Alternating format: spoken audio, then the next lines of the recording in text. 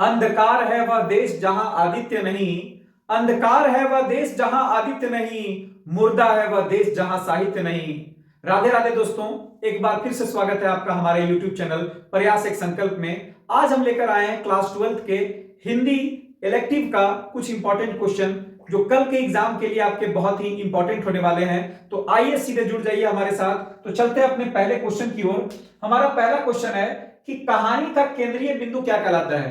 दोस्तों याद रखेंगे, किसी भी कहानी का जो केंद्रीय बिंदु होता है वह कथानक कहलाता है। कहानी के केंद्रीय बिंदु को हम कथानक कहते हैं।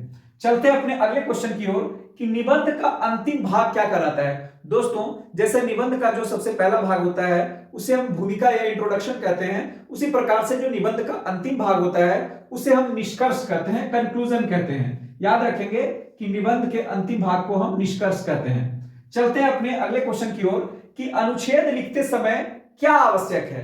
तो ध्यान रखिएगा कि अनुच्छेद जब हम लिखते हैं, आर्टिकल लिखते हैं, तो उस समय शब्द सीमा बहुत ही इंपॉर्टेंट हो जाता है। आप ध्यान रखेंगे, शब्द सीमा का ध्यान रखना बड़ा ही जरूरी हो जाता है।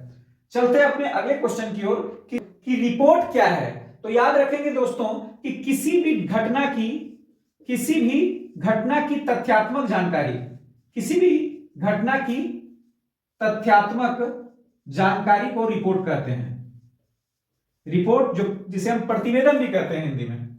चलते हैं अपने अगले क्वेश्चन की ओर कि कार्यालय पत्र में सबसे ऊपर क्या लिखा होता है। तो दोस्तों याद रखेंगे कि किसी भी ऑफिशियल लेटर में सबसे ऊपर में लेटर नंबर अर्थात पत्र क्रमांक लिखा जाता है। चलते हैं अपने अगले क्वेश्चन की ओर कि निबंध साहित्य की कौन सी विधा है। तो दोस्तों जो निबंध होता है वो साहित्य की गद्य विधा के अंतर्गत आता है, गद्य विधा है। चलते हैं अपने अगले क्वेश्चन की ओर कि विश्व में इंटरनेट पत्रकारिता का पहला दौर क्या था। जो कब से कब तक विश्व में इंटरनेट पत्रकारिता का पहला दौर चला था। तो याद रखेंगे कि 1982 से 1992 के बीच इंटरनेट पत्रकारिता का पहला दौर था। चलते हैं अपने अगले क्वेश्चन की ओर कि भारत में छपने वाली प्रथम हिंदी अखबार। तो भारत में छपने वाली प्रथम हिंदी अखबार जो थी वो उन्नत मार्तंड थी, उन्नत मार्तंड। तो दोस्तों चलते हैं अपने नेक्स्ट क्वेश्चन की ओर। भारत में टेलीविजन की शुरुआत कब हुई। तो याद रखिएगा कि भारत में टेलीविजन की शुरुआत जो हुई थी वो 1959 में हुई थी। अगला क्वेश्चन है हमारा कि जनसंचार का सबसे नया माध्यम, जो आज जनसंचार का सबसे नया माध्यम बना है दोस्तों, वो आपको पता है कि जनसंचार का सबसे नया माध्यम जो है वो और सबसे अभी पसंदीदा माध्यम भी इंटरनेट है। और आज इसी इंटरनेट के सहायता से हम भी आपके साथ जुड़े हुए हैं।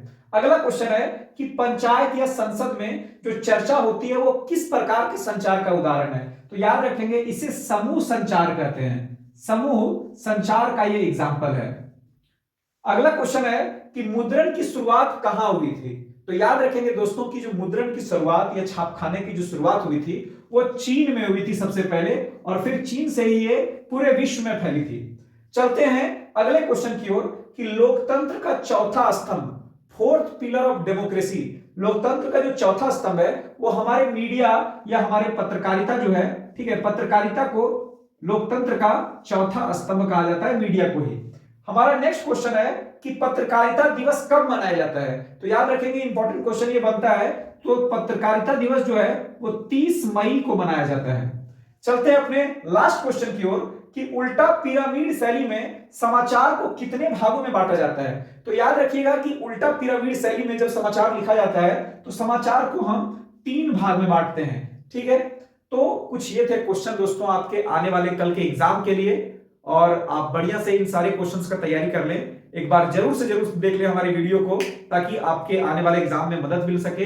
इसके अलावे आप जरूर अच्छे से निबंध का तैयारी कर लें। आपको या तो झारखंड के ऊपर, या तो प्रदूषण के ऊपर, या तो जो आज के सामाजिक मुद्दे हैं, आतंकवाद हो गया, महंगाई हो गया, प्रदूषण हो गया, झारखंड से रिलेटेड बिरसा मुंडा वगैरह पे, या आज जो आप देखते हैं कि आपके देश में चाहे वो दहेज प्रथा हो, चाहे वो कंप्यूटर शिक्षा हो, ये सब मुद्दों पर आपका निबंध लेखन आ सकता है।